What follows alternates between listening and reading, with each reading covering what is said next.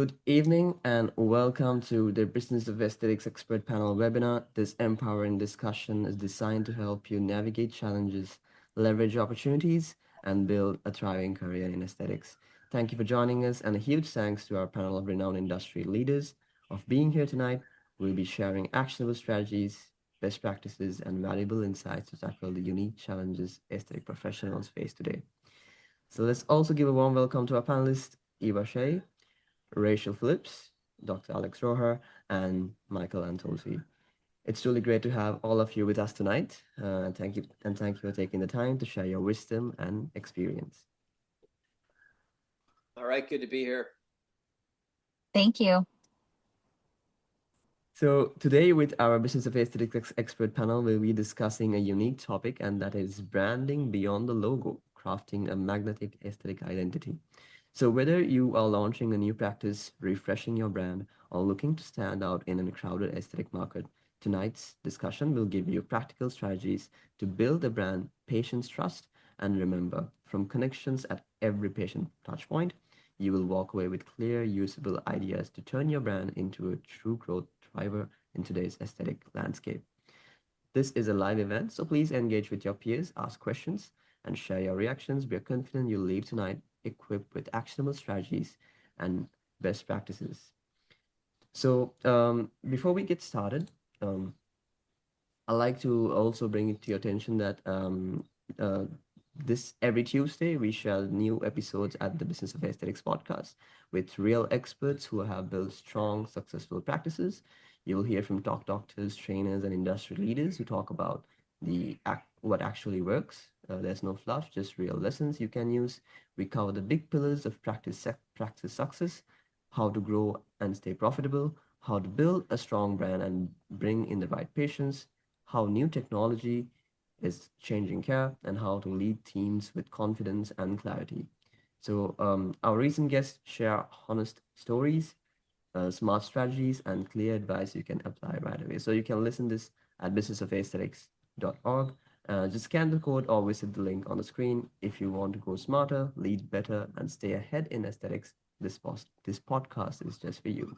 Before we dive in, here's something every practice owner should also be thinking about. The way patients find you online is changing fast. As you know, search engines and AI tools like ChatGPT, Google's AI Overview, and voice assistants now quick give answers on the page. This means some people may not click through the way they used to. So traditional search is still important. It's just evolving. So the question becomes, how do you stay how do you stay the practice patients trust and choose? The answer is simple: build enough authority, trust, so search and AI see your practice as a helpful, reliable source. That means clear, expert driven content, accurate profiles, and consistent name, address, and phone details. And of course, strong love letter reviews.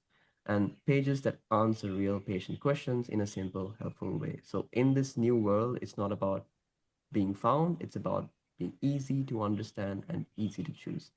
So stick around to the end of this webinar. We have something that can help you take to the next step with confidence in terms of online visibility. Now, let me get started and introduce our experts tonight. I'm excited to introduce our first speaker, Eva Shai. Eva is the founder and the CEO of The Axis. She's a longtime leader in healthcare marketing and podcasting with years of experience helping people connect with the right doctors and trusted brands. She brings a thoughtful, human approach to marketing that cuts through noise and builds real trust. Eva, it's an absolute pleasure to have you with us tonight. Welcome to the panel. Next, I'm excited to welcome our second speaker tonight, and that's Rachel Phillips. Rachel is a master of aesthetician and a leader in partnerships and growth at Hydropeptide. She brings over 20 years of hands-on experience across aesthetics, skincare, devices, and practice growth. She has worked closely with providers of all sizes and knows what truly works in real practices. Rachel, it's a pleasure to have you with us tonight. Welcome to the panel. Thank you. And next we're excited to welcome Dr. Alex Roher. Dr. Roher is the owner, CEO, and Chief Medical Officer of SD Botox. He's a board certified anesthesiologist and a leader in safe, precise aesthetic injectables. He's well known for his patient-first approach and for using advanced ultrasound techniques to deliver natural-looking results. Dr. Roy, it's a pleasure to have you join us. Welcome to the panel. Thank you. And our final panelist this evening, I'm excited to welcome Michael Antosi. Michael, the director of practice growth consulting at My Advice. He helps aesthetic and healthcare practices grow by turning marketing and patient growth into simple, clear systems that actually work. He's known for giving real advice that practices can use right away. Michael, it's a real pleasure to have you with us tonight. Welcome to the panel. Pleasure, and let's giddy up.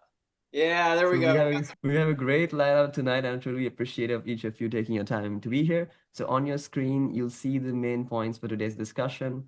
I'm confident they'll help you deliver an insightful, amazing webinar. And any questions you submit to the audience, I'll do my best to bring it to the live discussion. If not, rest assured that one of our podcast managers will get your questions answered and follow up with you afterwards after this session. With that said, I'm going to stop sharing my screen and I'm going to get into the conversation. So to get started, I want to zoom out and talk about something that shapes how patients feel before they walk through the door, and that is the story. So Eva, you often talk about the power of storytelling in healthcare. How can aesthetic practices uncover and communicate their brand essence in a way that feels authentic rather than overly produced or sales driven? Very good question. And I think it's easy for us to get caught up in all these things that we should do or that we think we have to do. And I think the most important thing to remember is the channels aren't the thing that is important. It's that the people who are considering you, they want to know you and who you are and how you think.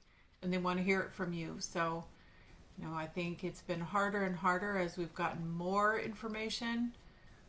When I started writing content, one of the first things I did in the early 2000s was write content about new procedures. And if you can remember back that far, some of those things weren't even on the internet yet.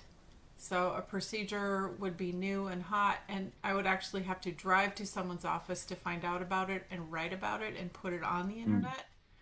That has not helped us. The proliferation of all the information hasn't helped us make better decisions. It's when we actually can get to know the provider that we're considering that makes us trust that person enough to come through the door. And that is backed up very well in the data too, that the key driver of choosing a doctor or choosing a provider is that that person made me feel comfortable. So if we can do that with marketing and with content, then we're winning before they come in and not putting the whole burden of getting to know that provider when they get in front of you. And that speeds things up, builds better relationships, and gives us a much better opportunity to move forward faster when we're able to put ourselves out there, which for a lot of people is a really hard thing to do.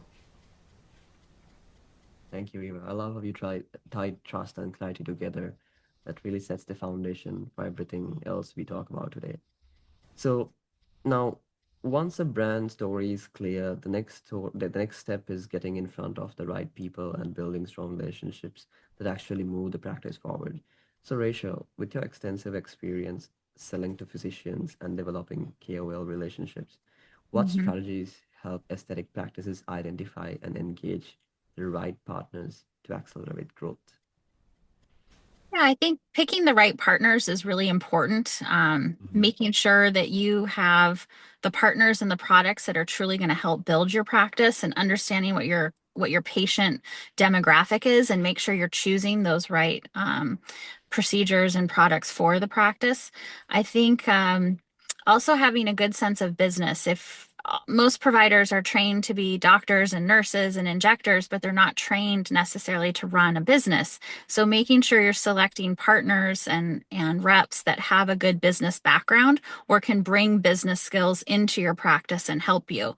And, as Eva was saying, 20, 30 years ago, there wasn't business this was not a business. There weren't business professionals we could come in and bring into our practice. And now we have an abundance of consultants and business advisors and sales reps and courses and classes and trade shows that can really grow your business. So this is one of the best times to have an aesthetics practice because we have an abundance of resources. You just have to be mindful about the resources you're picking, making sure they match your patient demographic, and making sure you're choosing the reps that are going to bring you the talent, the skill, the product, and the business resources to grow your practice. Amazing. Thank you, Rachel. I Mm-hmm. think if partnerships really can change growth, it's basically if you don't do it right, it can change the growth plan on how you pick and Exactly. choose right partnerships. Yeah. So let's bring this back on the treatment room and talk about how brand and patient experience show up in real care moments. So, Dr. Roha, you emphasize a patient first approach in your practice. How does the way you deliver care become a part of your brand identity beyond just visual design or marketing? Yeah, I think it starts before the treatment room. One of our big core values is approachability. I think there's so many people out there that are so curious about this world, but scared to do it, scared of the results, scared of a complication, scared of, looking overdone. 3% of the people that get lip filler look, it's obvious and scares so many people away. So it starts at the call center, so you nurture, it starts at the the first touch, be it social or website, whatever, and then continues on with the call center. Little things we could do just to make them feel comfortable, along the way, and then check in, and then, your time with your provider. We don't use, salespeople at all. The provider is the one that's making the recommendations, and we strive to more educate. We don't have a high pressure system. They're just like, this is what we can do for that problem. If you have that problem, you better believe, 100,000 people have had that issue before, and someone's come up with a solution for it, and this is what it is. And then, just, like, another one of our core values, compassion and expertise. You just bring it to every practice and in every encounter. And then one of our last ones is the wow factor. So it's just like really going above and beyond, be it not just the results of the procedure, but like if you look at if someone's Yelp page or Google page, it's not really about bad results. It's a lot of like, they treated me poorly, I felt ripped off, whatever it may be. So it's like making sure that the experience is as important as, the final physical result of how they look and feel.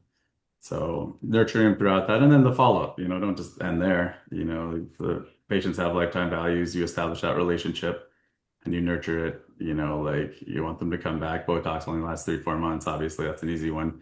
But, as any procedure, we like to see the patient, again. And even if it's usually the patient enter the practice through Botox. We're like 70% injectable practice, but we're really, we talk about the 4 pillars. There's injectables, there's laser energy-based device, esthetician service, and at-home medical grade skincare. So we try to touch on all of those and really just like make sure that 1 + 1 + 1 + 1 is more than 4. It's 10. Mhm. Mhm. Amazing. Thank you, Dr. Roha. I think um, aligning your core values is very important, and that is basically that'll take you a long way. So, a great experience does not stop after the first visit. Growth really happens when patients state trust and return. So, Michael, patient acquisition is more than attracting leads. It's about converting them into loyal clients. How do you align marketing strategies with the practice's brand identity to improve conversion and retention?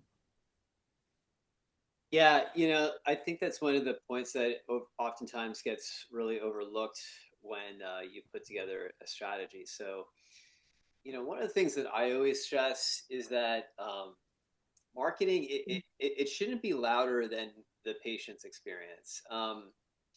Conversion problems usually aren't tied to problems; they're expectation problems. So, if marketing attracts one type of patient and the practice delivers a different experience, people hesitate, they don't book, or they don't even come back. So, we spend a lot of time helping practices to get very, very clear on who is it that they actually want to attract. It's what we call an ICP, your ideal client profile or patient profile. And look, every practice is going to be different. Sometimes we work with practices that are very, very high end and very exclusive, and they sell at a very high price point, and others are going to be much more volume driven. It really doesn't matter. At the end of the day, it's really how you're making money. And so it's super important that you get very, very clear on who is that patient profile that you're trying to bring in. It's also about really what does the practice want to be known for? It's always best to have a hook, being able to introduce and, because look, everyone's doing filler, everyone's doing Botox, everyone's doing laser. So like, what is it about your practice that makes you what is your value proposition? Why do we actually want to come to you? And then finally, what a patient should actually feel from the first click with the digital experience to when they actually visit your practice. So really has to be very, very synergized from what they're experiencing online to what they experience you in your practice. And so, when all that's aligned, consultations, they're going to go smoother. Patients are going to feel much more comfortable about saying the yes. I absolutely agree with Ava as well too, that, the patients are making a decision based around how they feel about you. And when all that's aligned, that's when retention really starts to improve. And so they trust the practice, they understand the value, and they're much more likely to return as well as then to refer.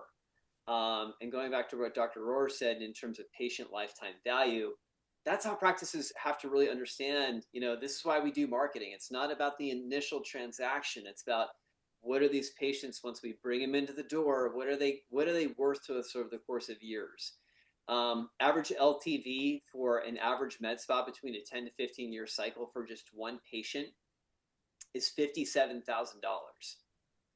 So think about that as you think about like, what are you investing into marketing? The $1,000 that you put into your visibility today, did it equate to say $114,000 of future valuation? In other words, 2 new patients, right? So across practices that we work with, that alignment consistently leads to better long-term growth. And it's not just about short transactional wins. It's about what are you doing to build a sustainable infrastructure? Amazing. Just a follow-up question, Michael. Now, if you're starting off a new practice, how do you identify your ICP? That's a really, really great question. I think it really goes back into what are your values, right? Like who is the type of person that, who are you as a practice owner? Who do you want your tribe to be? Again, it can be a little bit difficult, I would say, to answer that question initially, if I'm just being very honest. I think that as a practice grows, your clarity in terms of who your patient profile is going to become much clearer. I'd be actually curious to know, Dr. Rohr, not to put you on the spot, but what your thoughts about that on a new practice cycle side. But I absolutely say that, what are your values as a person, as a business owner? Because ultimately, I think that's the type of person that you're also trying to bring into your practice. Dr. O, do you have any thoughts on that? Was it to calculate the lifetime value of a patient on a new practice? Is that the No, question? how do you identify your ICP? That's a good question. I mean, knowing yourself and your brand and knowing, there's some trial and error involved. So within San Diego, I have 11 offices and I kind of have, we have data and you just have the feeling of what works and what doesn't at this point. SD Botox itself does well in less affluent, like not the bougie part of town, like in our case, La Jolla, Del Mar. It does well there, but when we're in, like more like household income around like, let's say like 80,000, 100,000. That seems to be like those offices get busy faster. Average ticket spend is lower, but the amount of patients that we get, the amount of competition in those areas, and just our brand resonates with that patient population. Um, so we do a lot of metrics, you know, but I will be honest, like we don't calculate lifetime value of a patient. I mean, we've been around for probably long enough where we probably could pull that data with our CRM, and maybe I'll do that. But still being a provider, I still see patients Tuesdays and Wednesdays, which is like, firsthand experience. It's definitely not super dated E, but you feel those patients that are sticky, they see you every, cycle every 3, 4 months. Let's say it's Botox. And you've seen them for, some people it's like you basically like know everything about each other at this point. It's like you walk in the room, you're excited to see them, they tell you about their kids or whatever. Um, and so, I mean, like very informally, I'm sure we have patients up at the $57,000 mark at this point. The patients that you have a good relationship with, the patients that you could recommend new procedures or new products to, um, and like it's just it's that relationship you form with the patient at the provider level that I think ultimately dictates, like, the good results are almost taken for granted at this point. It's like they could, let's say with Botox. I mean, obviously there's amazing results and there's like poor results, but it's really like that personal feel that patients have. That's the branding. When we were brand new, like I branded myself, and that was great, but then when I started to scale, it was like no one wanted to see my first nurses. So I had to purposely unbrand myself and then brand the business. And now I feel as though we've reached a certain size where the company needs a face again. So I'm starting to kind of rebrand myself. I'm saying yes to all these podcasts, and I'm saying yes to podiums, and I'm trying to kind of be that person right now because that's what's best for this business at this point in its life cycle. So Right. I don't know, just recognition of that would be kind of, I don't know. Done It just something important there, which was that relationship piece, and that changed over time.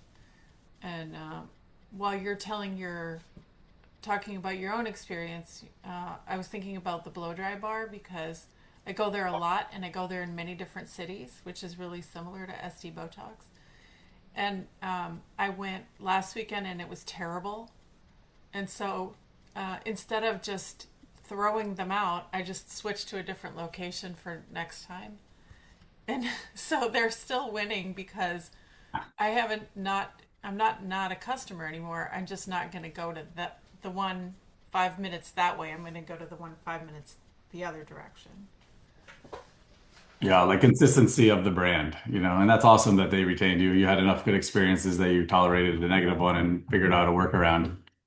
But I mean, if you have two more bad experiences, you might be onto I don't know who their competition is, but you might give them a shot. So They don't really have any. But that's another good point is um, sometimes when you experience a brand in a way that is negative, you understand how your own should not be. And so, like, there's a practice here in Austin where I've been a patient for a long time because I know someone there.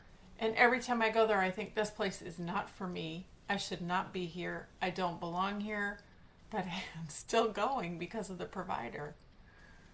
yeah, I think the relationship between the provider and the patient is the strongest. I think Mm. that, which is a double-edged sword, because one, like they have that relationship, but the fear is that then they have enough of those relationships they could leave and start their own thing, which doesn't happen too frequently because running a business isn't a pleasant experience in by most of the time. But Right. um, but yeah, we have even started marketing, doing like a stipend so that we pay for some of the marketing that our providers Instagrams. So I think we do like a up to like a 150 or $200 stipend per provider per month, and there's certain criteria they have to do. They have to do all our branding. They have to, add SD Botox. They have to do a lot of things. But we found that the ROI on that was actually higher than doing it at the practice level. And so, Mhm. Mm. great. Rachel, any Exactly. thoughts? Well, we had a sales meeting back in September, which was a global sales meeting. And there Mm-hmm. was a stat that came out that is pretty compelling. There's two medical spas for every one Starbucks. And if you add in plastic surgeons and dermatologists, that goes up to three med spas for every one Starbucks. So we're talking about an industry that is extremely large and vast and many comes in many different forms, shapes, and sizes. So making that impact when the patient walks into your practice is really important. And when I'm in a clinic and I'm talking to providers and they're asking about the newest laser, the newest skincare, or do I upgrade, my laser treatment, or do I change skincare lines? I'm like, let's upgrade your front desk. Let's look at the people that have the relationship with the patients. If that is running and you have a first class concierge level front desk who is the first, second, and third person that patient sees, then let's talk about bringing in different lasers and different treatments. But, that front desk first impression may not always be the most positive, and that's who the patient sees before, during, and after. So that is really important for patient retention. If that last checkout is not great, if that first check-in is not great, you may continue or discontinue that treatment with that location. So first and foremost, there's that. And then let's look at new therapies and treatments and skincare and lasers and things in that regard. But patient experience is always going to be your business opportunity. And that patient experience is everywhere throughout the practice.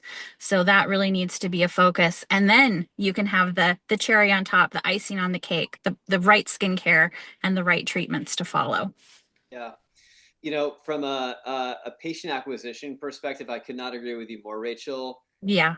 The costs of acquiring a patient Mm-hmm. are 5 to 9 times higher than it is to retain a patient. Right. So you want to drive practice profitability.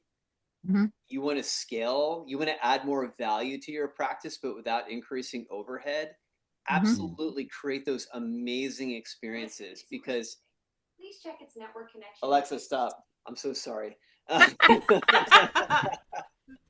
The second time she's interrupted me here. That's amazing. Yeah. But I mean, it is just so much cheaper, and to drive more revenue opportunities. If you think about this, like 20% of your revenue is going to come from 80% of your. I'm sorry, 80% of your revenue is going to come from 20% of your audience. So yeah, that's exactly. I could not agree with that more. So many practices are in this mode of like, oh, I got to spend more to get more in.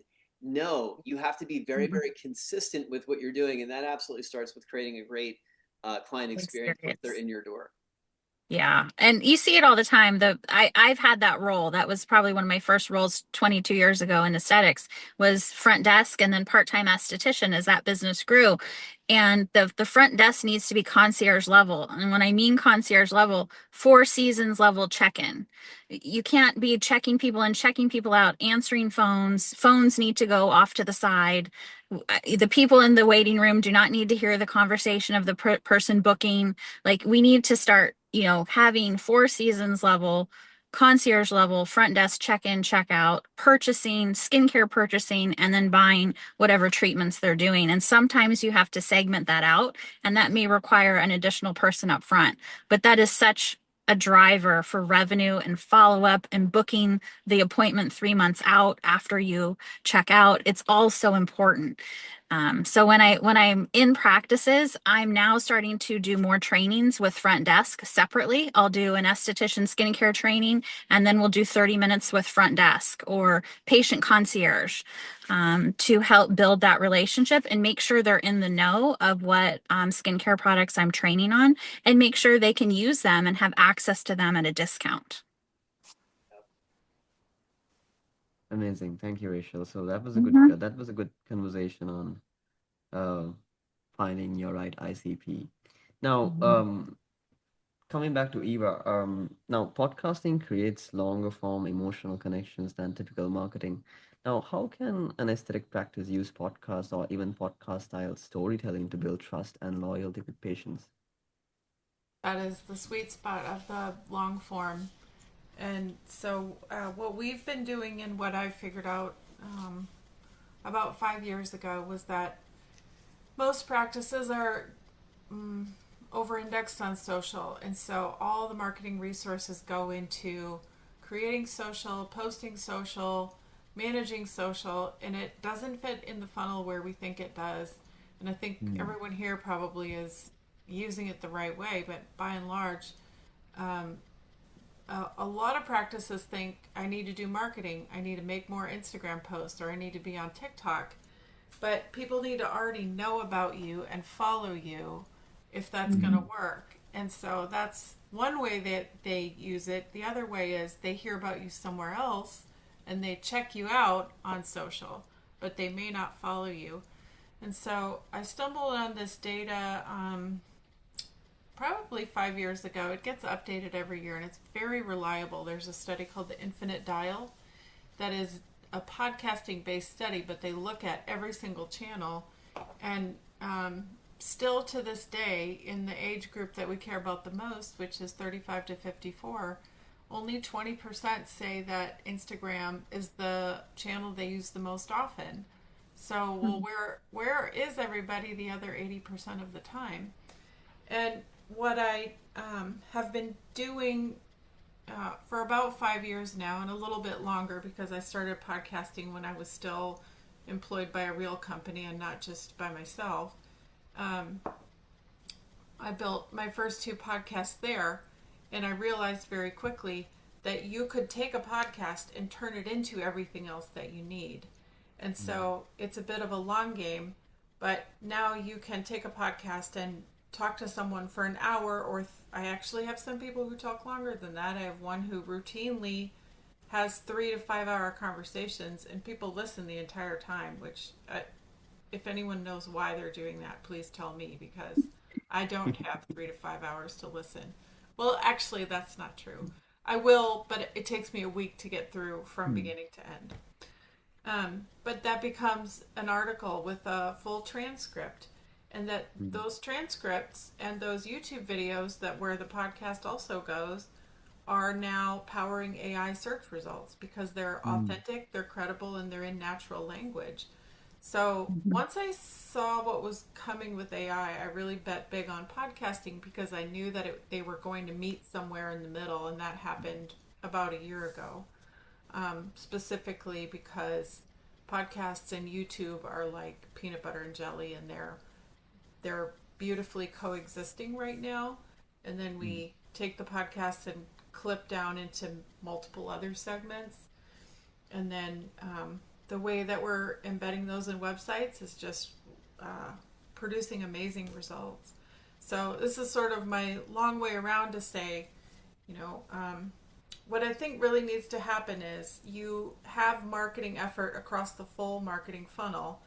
And I had this mind-blowing experience where I asked 12 doctors all on the same day if they'd ever seen the marketing funnel, and I showed the picture of it, and only one had ever seen a marketing funnel. I see Michael's like, what?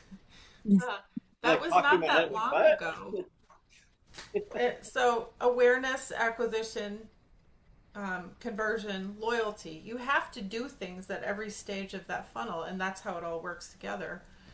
And if you're not, then people are being lost somewhere along the way. And so if you go back to what I said first, which was there's too much effort being put into just Instagram, where else do we need to be?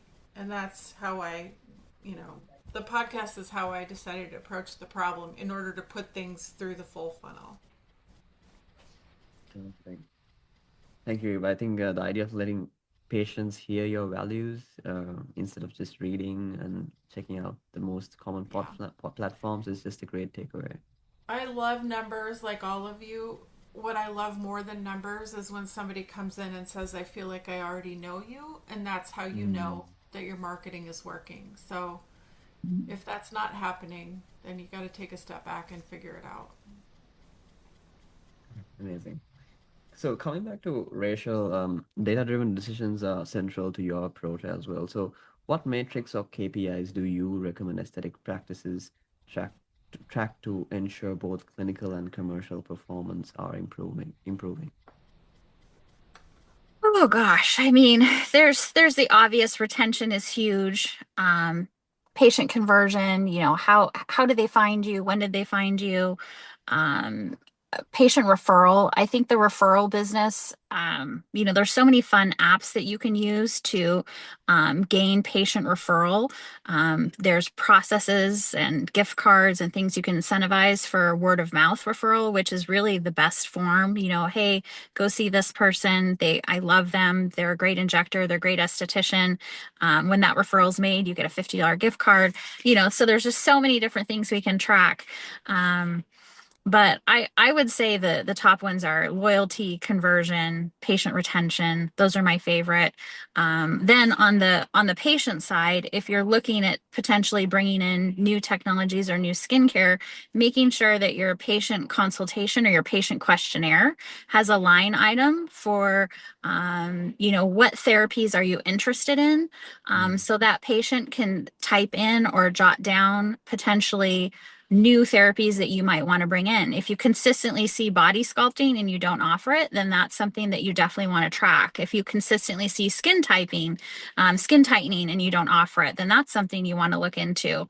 But I think when practices are looking at new equipment, devices, and products, they have to be really prescriptive about where they spend their money. So that's a KPI that people don't typically track, is what their patients are interested in that they may not be continually offering, or that's not obvious that they offer.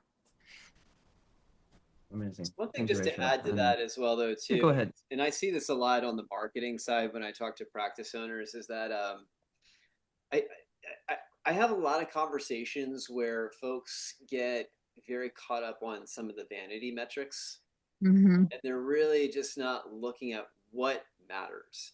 Right. I had this plastic surgeon I was working with, and he had created this great video, and it just had gone viral. It went off, uh, and he was like, "Oh, he was really, really proud of it." And don't get me wrong, that was awesome that that happened. But he was so excited about the visibility of it, and I'm like, "Well, how did it actually make you money? How is Mhm. it converting?" And I think at the end of the day, we have to really understand that, like, the whole reason why we're marketing, while we're branding, while we're building this whole infrastructure, is to drive profitable growth. How can you be increasing more opportunities for your practice, but without adding costs or adding overhead? So I would just simply say, the biggest KPI is that, again, is it tracking revenue? Is it driving revenue? It rankings can be great. You can be number one on Google for everything, but if it's not converting, then it's what's the point of doing what you're doing? So I would just say, don't get, for those of you who are watching, don't get lost on that. Remember, it's at the end of the day, it's all about the conversion. I agree. Like, I got a little addicted to TikTok for a second, to my own TikTok. Like, I was having good numbers and I was checking it 40 times a day. But and I did have some patients that flew in from outside geographies other than Southern California to come see me. It was a feather in my cap. I loved it. But I mean, at the end of the day, the ROI wasn't there. It was a lot of work and it was just kind of a lot of like ego, and it wasn't really converting into actual like revenue. And so as a result, like I had to put that addiction away. I had to delete TikTok for a while, and I got it back now, thankfully. But like I'm in moderation. But I agree. It's like it's like so sexy to like get a patient. It's not as sexy to keep a patient. And like it's like sexy to look at the numbers of like all these people coming in, but it's really like I never heard the term vanity metrics, but I mean I love it. I mean it makes sense. It's just like Feel free to take it. yeah, I wrote it down. Good for you. And I think So, sharing it with your staff, making sure mm, that these KPIs aren't just something that you see on a screen on your laptop late at night when you're reviewing.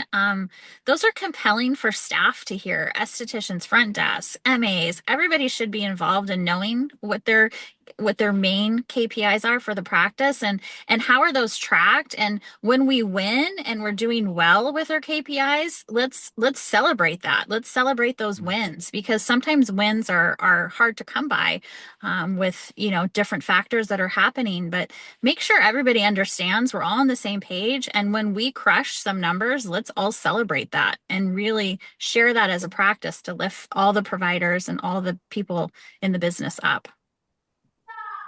I exactly. like to Uh, track engagement.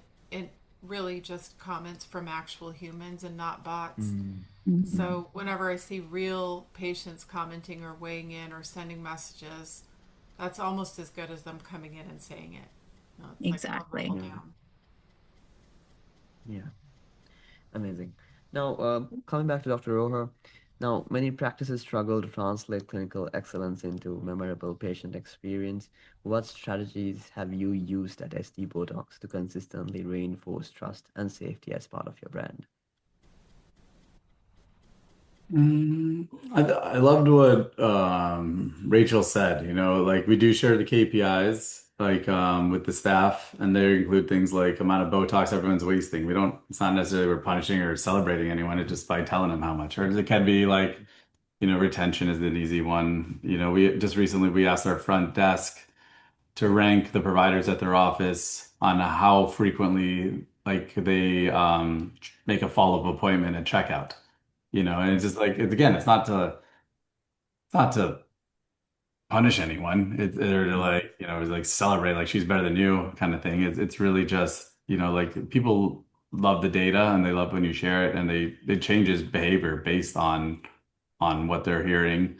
We do share other providers. We started out not sharing anything, then we just shared their personal metrics, and then we started sharing their personal against a benchmarked metric for the overall business. And it's gotten to the point where we share like everyone's with everyone, And I thought I was kind of against it at the beginning, but it's really like it's like a healthy competition. And it's Mm. like, oh, like how are you wasting so little Botox? How are like 80% of your patients it's like just like when you practice reaches a certain size, it's like you could take the best of practice and you could teach each other. We're big, one thing that's nice about being big on injectables like us, on as opposed to like a energy-based device, is that our energy-based their device heavy practices is that, like everyone knows, it's kind of like the pump and dump, like buy the laser, never see the rep again, just ghost you. Whereas injectables, it's like they make the rep and the company make money as you buy more and more and more. And so they're always in our office. They're always training. We have so many trainings, which makes us, obviously the ROI on a training. It sucks being closed for 3 hours, but like they come back so supercharged, so excited. So then the safety, all the things. So I don't know, just created that culture of, like we're all in this together. We all know what each other are doing, and like, let's being a family and doing it together. Mhm. Amazing. So, coming back to Michael, with so many platforms and tools out there, I think it can be feeling overwhelming to know where to focus. So, with so many marketing channels available, how do you help practices prioritize efforts that enhance their brand while avoiding wasted time and resources? Yeah, I mean, look, the reality is that when patients are ready to choose a provider, um, this is what they usually rely on. They're doing a search, whether that's on Google, whether that's on ChatGPT. I'll even throw in, social media at that point, but they do a search, they find reviews, they look at the quality of the experiences, and then they're going to the website, and at that point they're converting. Um, Social media definitely plays an important role. It's absolutely for education. It's about building trust. Um, but and look, every marketer is going to have an opinion on this, but what I Mm. usually find it works best is as a support mechanism, not necessarily a foundation mechanism. Um, One of the things that we do is that we really kind of bring all of these components together into one system. Um, Mm. the thing about where you will overspend to see less back is when you have marketing which is siloed. In other words, it's not really communicating with one another. Like I see so many practices and their setup is they have number one just a ton of tech stack where I've got my website over here and I've got my social media over here and I've got a review system over here and then I've got my practice management software. And like the problem is that they have all these systems that do a lot of things, but it's not cohesively put together. So the practices that are what we find are winning the revenue game, they're winning the conversion game. They're not necessarily overspending. but they're very, very consistent with how they have put together an integrated system, and all those parts are speaking to one another. So because all those channels come together, it helps practice owners to get a much clearer view as to what actually leads to booked appointments versus what just creates like marketing activity. A lot of practice owners, I find, they mistaken activity for progress or growth, and that's not necessarily the case. So when you have systems that really give you a perspective and helps you really understand like what is the ROI with every layer of my marketing, that helps you to stay focused. It helps to protect your time. It helps you to grow much more intentionally, and most importantly, it helps you to really stretch that marketing investment as far as it can go. Amazing. Um, Thank you, Michael. So, before we get into the final stretch of the questions, let me share my screen. What's funny? Did you see that I went like this and the thumbs down showed up on my screen? Oh yeah. I don't Oh, like there it. you go. Here, I'll I do don't like this. It does, it does. It's basically Business of Aesthetics in partnership with Echo Marketing, who is sponsoring this session tonight, has a small gift to anyone listening in or watching this webinar later on. It's a complimentary one-on-one marketing strategy meeting. So here's the question we'll answer for you. Basically, when someone in your city searches for Botox near me or lip filler before and after, are you the practice that gets found, trusted, and chosen? Patient demand today is treatment specific, and AI-driven results are reshuffling who shows up first, which is why your growth now hinges on three things working together: be found, be trusted, be chosen, just as how we were talking today and tonight in this session. So in your session, and a marketing strategist will do a live audit of your market position and give you a treatment level plan to generate more qualified consults for injectables, lasers, and body contouring, immediately actionable and no fluff. So if growth is on your radar for this year and for 2026, of course, this 45-minute strategy session will be the best use of your time. Scan the QR code or hit the link in the chat or visit businessofaesthetics.org/MSM. It takes under a minute to reserve that session, and we limit spots before we do real pre-work for each audit. So it's a no obligation. Take the plan and use it with us, your team, or in-house. So go ahead and book your session now, so the next patients search for those treatments will be, and they'll find you. So with that said, I'm going to move in back to the conversation. So coming back to Eva, for practices feeling overwhelmed by the constant pressure of social media, what sustainable branding strategies do you recommend that will create a memorable and magnetic identity without burning out the team? I could give you a lot of things as the answer to this, but I thought about it today, and there were two that I really wanted to call out. One is to be really efficient with content marketing, however you do it, and not neglect that YouTube is really extremely powerful and that you have to have a strategy that feeds YouTube, which is very hard for, there's a mosquito in December in my office. It's very hard for a lot of people. And so, one of the hardest things about doing content marketing is how much work it is. True, whether you're doing social or YouTube or writing or any of it. And so dividing the creating from the editing is one way that really speeds up the process and the work of getting everything done. So if you have one person expected to do all of that, that's probably not enough. Or you can have someone in-house and someone somewhere else, like in a marketing company like Advice, or if you have a podcast, just having a team that's great at cranking out lots of content consistently on brand very fast, and that enables you to be much more efficient in the office and use that person in the office, use their time much more wisely to create content instead of editing it and posting it, which is the time consuming part. So that's my one of two things. The other I would say is to not neglect loyalty, and I love how much there's a mosquito again.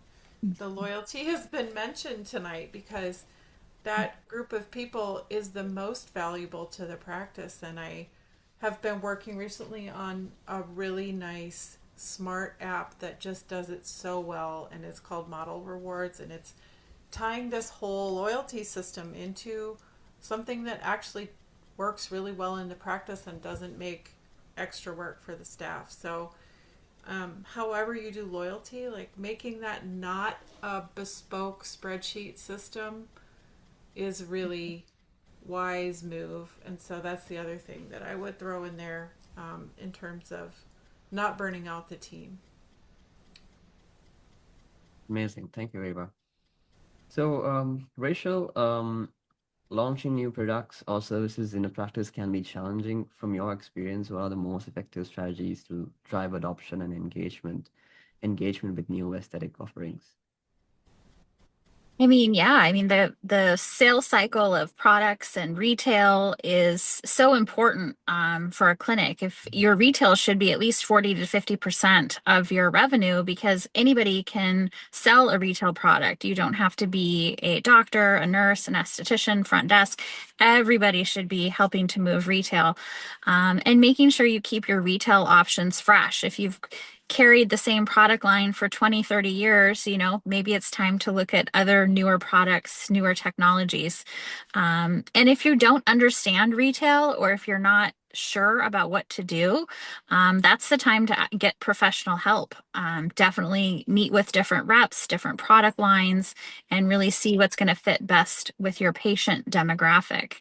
But retail's huge. We can get medical grade skincare anywhere now. The term medical grade skincare is not even really a term anymore, because the lines that were medical grade are now available in retail stores and vice versa. So everything's more omni-channel. The options are vast where I can get skincare. There's so many different places, especially with TikTok Shop. If I like it, I can buy it and it'll be at my door in a couple days. Sephora, Ulta, all those places. So making sure that your retail speaks to your procedures. Do they support your procedures? Do they support your patient population? Are they the right price point for your demographic? Are all your serums over $300-400, but you may not have the demographic of patient that's going to like that. So there's a lot of moving parts to retail, but there's professionals that do it really well. And I absolutely love opening the eyes of my providers to how important retail is. Having that online presence for your retail, so you're selling even when you're sleeping. Affiliate store is huge with our company at Hydropeptide. We have a ton of affiliate store business where that link and that QR code comes right to you for those sales, and that money gets dropped right into an account. So there's vast ways to retail, but it's all really important, and it should be driving at minimum 40 to 50% of your revenue. Amazing. Thank you, Rachel. Mm-hmm. Dr. Rohar, as a fully independent owner physician, how do you balance hands-on patient care with ensuring that every team member delivers a brand consistent experience? I would just like to start out by saying I wish retail was 40 or 50% of our total revenue. I think we're like 3%, but Oh, Dr. Rohr. I know. I've, I think it you know starts at the what? top because I don't put anything on my face. Oh no, yeah, it's so important. I'm stuck up here in rainy Seattle. I would jump on a plane tomorrow and come down to San Diego to get out of this weather and help you out. But it is something that is so important.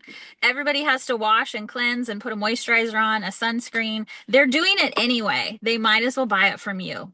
I mean, the Yeah. average female consumer is buying something. They might as well be getting it from you and purchasing and repurchasing from you through your affiliate store. It's a one and done, one-stop shop. Yeah, we'll talk offline. Yeah. But as far as balancing, as a company grows, it goes through many stages. Like I've been through 3 COOs. I think it's important to me that I still see patients. One, I enjoy it. So my schedule is on Tuesdays, I go to two of my offices. On Wednesdays, I go to two of my other offices. And then even on Saturday, my kids go to karate. It's like right by my office, so I just go for an hour there. But I do think it's like a sign of respect for the providers that the medical director also does what they do, not just some ghost, like ER physician that they see once a month or whatever. I think it's really pivotal for the practice. It's been amazing for us as far as growth and scaling. Also, like I do a lot of ultrasound, so I think my providers have a lot of faith that, like if should they get into an intravascular occlusion, I could probably get them out of it. And it's a tough balance, sometimes I'm seeing patients and there's some emergency at work and like my mind it's hard to switch back and forth. So, but I have built a schedule like Monday I'm admin, Tuesday, Wednesday I'm clinical, Thursday is like all meetings. Friday's kind of like my weekend because I have kids. So like usually I'll like, do doctor stuff like golf or boat or whatever. But like, um, it works for me. I like kind of straddling both worlds. I was an anesthesiologist before. I was so bored. Like I got a mosquito in here now too.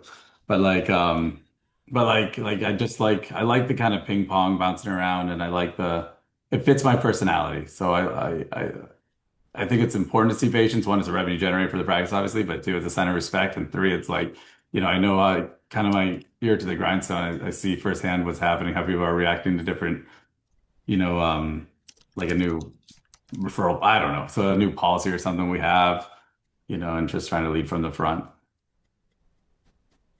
Amazing, amazing. Thank you, Dr. Roha. And finally, Michael, to wrap this up, this is conversation. Many practices struggle with inconsistent messaging online.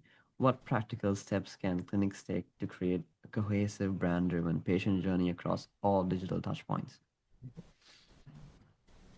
Yeah, so I think the biggest shift is it's moving away from thinking about tools and platforms and instead thinking about like what is the patient experience from a step-by-step basis. And so, most patients they follow a similar path. As I mentioned, they're going to find you on Google, they're going to find you on search, they're going to find you on social, they're going to read your reviews, they check the site, they want to feel as if you're credible. They're going to decide whether they're going to book, and they judge everything after that first interaction. So um, the simple things that what we find really make a big difference is using the same core message everywhere. Consistency is key, as I mentioned. Making the booking and the lead generation process easy and the follow up fast. Another thing is more annoying when I go to a practice's website and I can't find the phone number, Mm. or maybe the form fills might not be there.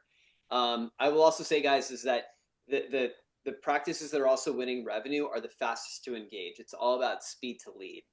Mm-hmm. This is where AI chat tools have become really, really integral with how it's going to help with driving more practice profitability. I was in a session, a practice management session at a conference last year, but whoever was speaking, I forget who this was, but they gave a very interesting statistic that when there's engagement of leads within the first 30 minutes of time, on average, you're Mm. converting that lead from from inquiring to consult around 78% of the time. Longer than 30 minutes, the conversion rate drops off by half to 34%. So just kind of needs to tell you something that the mindset that buyers have is that they ain't got time to wait. When they want something, they want it now, they want it immediately. And so it's really, again, it's all about efficiency. And again, making sure that, online chat, texts, front desk conversions, and all that sound the same with the brand. We function again as being able to bring a cohesive system and to drive consistency with all the facets of the marketing. And we see how fragmented tools can help to create gaps. So, much stronger things and better results are going to happen when that experience is connected from start to finish. Thank you, Michael. That was a strong way to bring everything together. And I just realized what time it is, and I guess time was flying tonight. And let me reach my screen. Yeah, so I would love to keep going, but I want to be mindful of everyone's time. Tonight has been awesome. So many comprehensive answers, valuable takeaways, and rich insights. Thank you all so much. Before we officially close out tonight, just a quick reminder: if you've not c- taken the complimentary strategy meeting, you can go ahead and do that. If people in your city are Googling injectables, laces, or body contouring, make sure you are the one they find, trust, and choose. So link is in the chat, limited spots, book it now. So our time has come to an end and it has been awesome. First of all, thank you to our expert panelists, Eva Shai, Rachel Phillips, Dr. Alex Roher, and Michael Antosi. You all were amazing. You shared so much insight, amazing best practices, and wonderful actionable content. If I were to sum it up, I would say collectively you made the complex simple, the hidden visible, and the difficult easy. So Secondly, thank you to all of our attendees and anyone watching this for the privilege of your time and participation. Without you, we don't grow together. Without you, we don't set each other up for success. So, a reminder to like and share and review us on your favorite social media and stay connected with our panelists as well if you like a deeper conversation like this. So, until next time, on behalf of our panelists, keep striving for excellence and exceptional patient care. Thank you again for being with us tonight. We'll see you at the next expert panel series. And as we head into the holiday season, I also want to wish you and your families a joyful Christmas and a restful break and a healthy, successful year ahead. Take care.